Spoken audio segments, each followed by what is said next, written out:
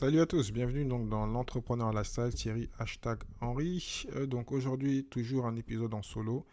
Donc je vais te parler des rituels du matin, les morning routines comme on dit. Donc plutôt business, hein, même si donc ça peut, tout le monde peut le faire, il y a rien de nouveau. Donc je vais te parler de mes rituels à moi. J'ai une dizaine de rituels, certains que je fais très souvent, d'autres un peu moins. Ça dépend de la période, mais aussi des rituels en général, parce que c'est un peu les mêmes qu'on fait dans le business ou dans la réussite en général.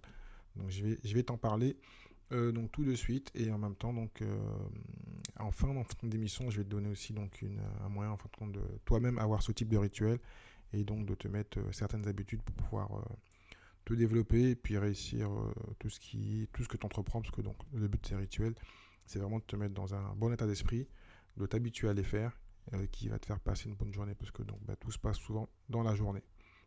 Donc je vais commencer par le premier rituel euh, qui est vraiment très simple, qui est de se lever tôt.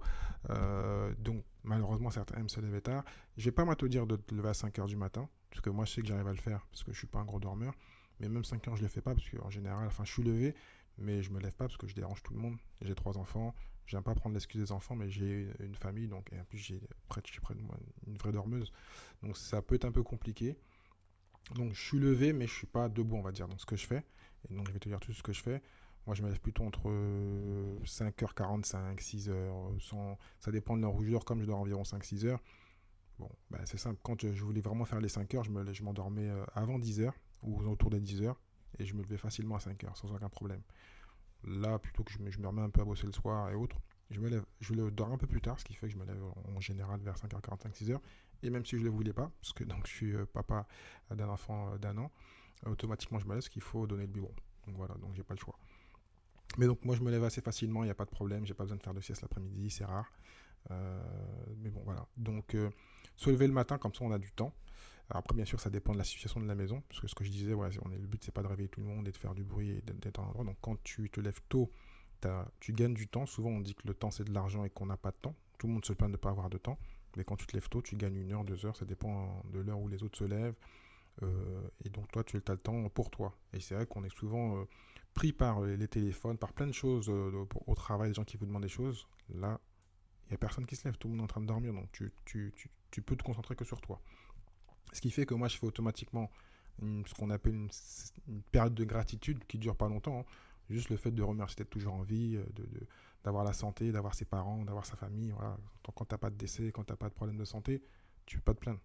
Donc, quand tu commences la journée avec la gratitude, en remerciant, en étant heureux et puis euh, en te donnant même toi-même des messages positifs, hein. Donc tu peux pas. Tu auras une meilleure journée que si tu te lèves le matin en étant négatif, en te disant plein de choses qui sont pas terribles, même si tu peux avoir des conséquences négatives autour, hein, des dettes ou plein de choses.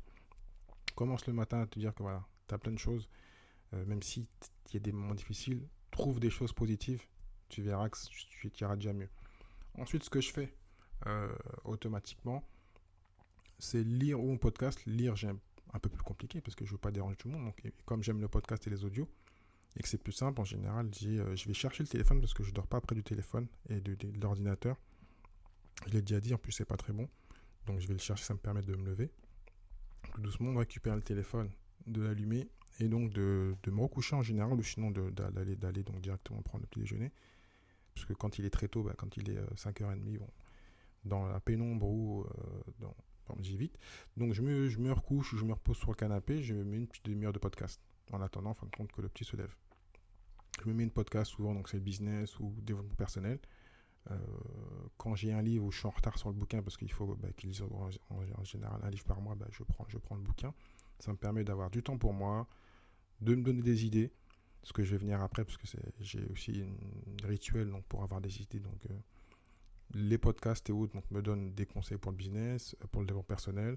Des fois, je fais aussi parce que comme je suis très sur l'alimentation et la santé, donc comme ceux qui me suivent savent que je fais le jeûne. Dernièrement, je me suis mis ce qu'on appelle au régime cétogène. Donc, je me renseigne un peu sur la santé, comment. Donc, tout ça, voilà. Donc, c'est que pour moi. Ensuite, ce qui est très rare, parce que donc souvent on conseille donc de ne pas aller sur les réseaux sociaux. Moi, j'y vais parce que comme je ne regarde pas la télé, comme j'ai le téléphone et que j'écoute le podcast et que je peux faire en même temps donc faire autre chose, quand je suis pas juste posé à écouter, eh ben je regarde les infos sur Twitter. Comme je regarde pas la télé, il faut quand même que je sois un minimum informé. Et puis comme j'ai donné les bonnes méthodes autour de moi, en général, même ma conjointe, enfin ma femme, ne regarde pas, regarde moins la télé ou et n'a pas les bonnes infos, enfin les infos du monde global, on va dire. Donc il m'arrive de passer 2-3 minutes sur Twitter pour voir ce qui se passe. Même si souvent il n'y a pas grand chose, mais bon, je regarde quand même, au moins je ne vais pas finir bête. J'évite d'aller sur Instagram, sur Facebook et autres. Je vais que sur mon YouTube parce que je vais répondre aux commentaires quand j'en ai eu. Et ce qui fait en fin de compte que à la suite, logiquement, je vais moins toucher mon téléphone, j'ai fait ce que j'avais été faire, je vais prendre les infos et ensuite je les remets de côté. Ensuite, en général, j'ai soit été réveillé par le petit, donc je fais le biberon, je donne le biberon, mais bon, ça c'est parenthèse. Mais ce qui fait que moi, comme je fais le jeûne intermittent, je mange pas le matin, je bois de l'eau, je fais un grand verre d'eau ou deux et je prends du café, enfin du café ou du thé, mais c'est plutôt du thé. Et donc je bois mon thé. Bon, après, bon, chacun son rituel. Il y en a qui mangent le matin, donc vont manger. En général, à cette heure-là, donc tout le monde est réveillé, donc j'ai préparé le déjeuner pour tout le monde, ce qui m'a permis donc moi de prendre mon temps. Donc j'ai déjà eu presque une demi-heure, 1 heure pour moi, ce qui est pas mal.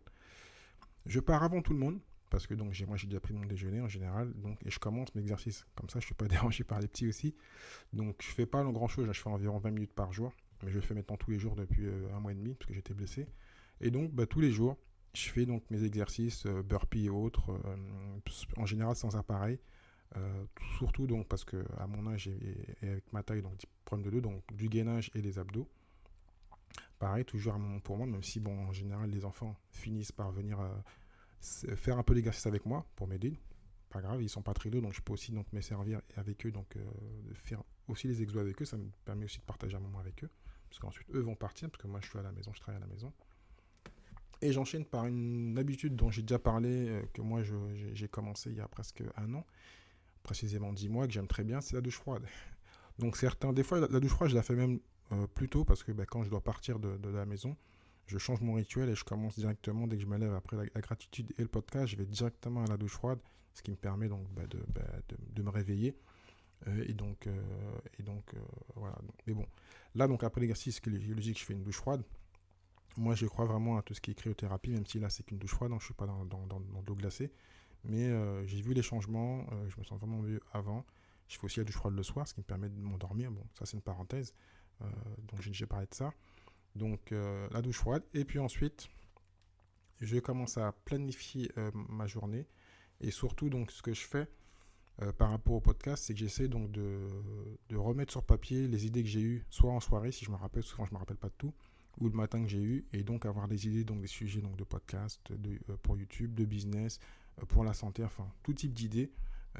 J'ai soit un petit cahier, même si je l'ai moins sur le cahier, en fin de compte, je le mets dans mon téléphone, et je note tout, et ensuite je remets sur Google Drive. Donc, les idées, comme on dit, tout part des idées. Donc, et on en a beaucoup, et surtout, si on ne les note pas, elles partent. Donc, moi, je note le maximum d'idées de questions que je me pose, que j'aimerais poser aussi à d'autres personnes. Et donc, je les écris. Soit ça me fait des sujets pour le blog, pour le vlog, pour le podcast, ou des sujets que je vais aller demander à des marketeurs français ou anglo-saxons. Directement, je vais donc, parce que dans certains, je suis lié, parce que moi, je suis direct, j'envoie des mails à ces personnes-là pour avoir les réponses. Comme moi, j'ai des gens qui viennent sur ma chaîne YouTube ou sur mon podcast me poser des questions, mais moi je fais la même chose avec eux parce que je sais que c'est des experts dans leur domaine, en espérant qu'ils me répondent. La plupart du temps ça arrive, ou sinon je vais le poser sur Quora. Comme ceux qui ont vu les vidéos, on peut aussi les poser sur Quora, et des fois il y a des bonnes réponses, et des fois bon, c'est des réponses basiques, mais bon. L'important c'est donc d'avoir le réflexe de poser les idées sur papier et de ne pas juste les garder en tête, parce qu'ensuite souvent elles disparaissent si on n'y pense plus, malheureusement. Ensuite, donc, dès que j'ai planifié, replanifié, parce qu'en général j'ai planifié la nuit, je vais donc sur ma boîte mail. Pareil, souvent on conseille donc de ne pas trop dormir sur la boîte mail. Moi, comme Twitter et comme les réseaux sociaux, le fait de le faire tôt le matin, c'est fait, je suis débarrassé et j'ai plus à revenir dessus. J'irai peut-être en fin d'après-midi ou peut-être le lendemain, mais moi je ne vais pas m'amuser à aller 10 fois dans ma boîte mail tous les jours. Voilà. Et ensuite, pour moi, un élément qui est très très très important, ça revient un peu avec ce qu'on parle de One Thing ou de Eat That Frog de Brian Tracy. C'est en fin de compte tant qu'à faire le matin, faire sa tâche la plus importante. Celle qui va donc ramener les 20-80, le plus gros chiffre d'affaires. Parce que souvent le matin, ce qui est difficile, c'est quand même au matin qu'on a le plus de volonté. Ça, c'est juste la nature humaine. C'est pas le soir où on sera fatigué, on a eu tous les problèmes du monde entier, qu'on sera motivé. Donc le matin, donc vaut mieux faire ce qui est très compliqué. Donc dans le business en général, ça dépend après des business, mais par exemple au business en ligne, c'est donc d'écrire ses mails, de créer du contenu, d'écrire à faire un article, ou quand on est vendeur, parce que moi j'ai une partie aussi maintenant, une autre société en business développement, c'est d'aller prospecter.